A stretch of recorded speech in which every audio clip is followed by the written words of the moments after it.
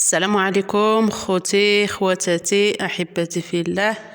جيت اليوم نشارك معكم هاد الوصفه ديالنا كنديروها بالتمر والطحين ديال الزميطه اللي حنا الشلوح كنقولوا الزميطه، كان اللي كيقول السفوف، كان اللي كيقول سلو.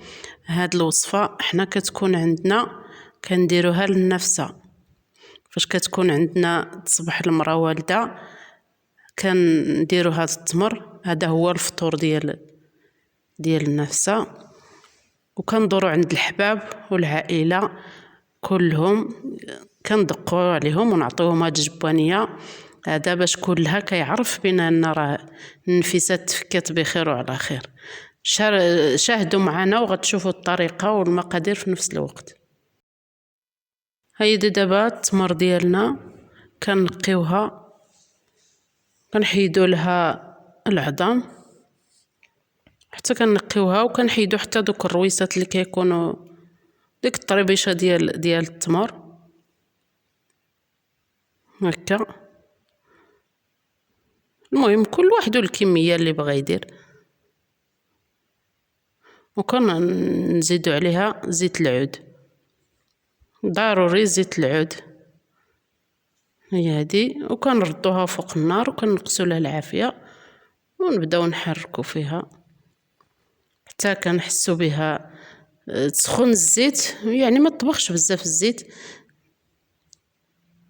صافي. كتنطلق التمر، تولي التمر غير متلوقه باش كتسهل في الاكل ديالها. هانتوما حنا دابا بدا نحركوا فيها حتى نحسوا بها راه بدات كتنطلق.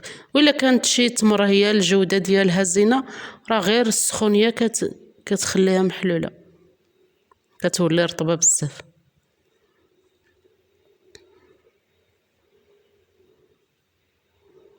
هي بدات دابا كتسخن،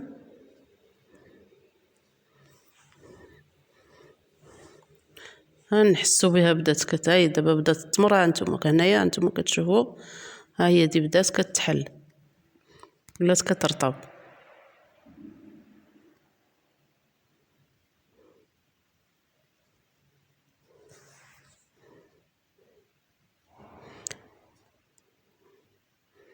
هي دابا غادي نحيدوها فوق، نقلعوها من فوق النار.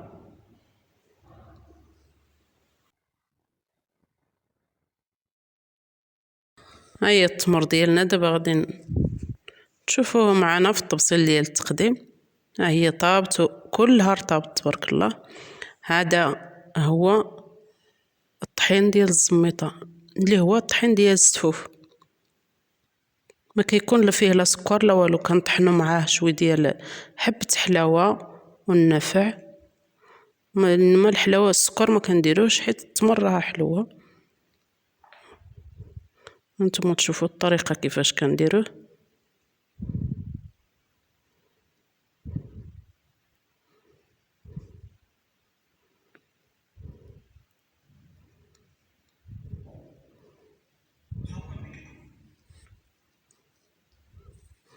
احنا كنلوحو بحال هكا كنرمو فوقو، كان اللي كيخوضها كامله ولا غير هاد الطريقه هادي.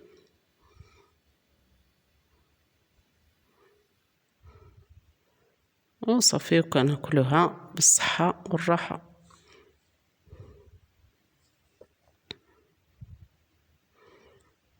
دابا كنكبو عليها الطحين، اللي بغات يخليها باينه فيها الزيت بزاف يخليها، اللي ما قدر على حسب كل واحد داكشي اللي تشهات نفسه. راه صحيه مع هاد البرد، راه زوينه. والتمر هذه هي وقيتها، وزيت الزيتون هذه هي وقيتها.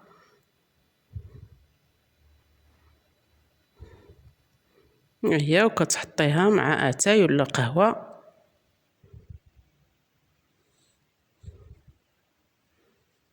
وشهيه طيبه للجميع، ونتمناو التشجيعات منكم.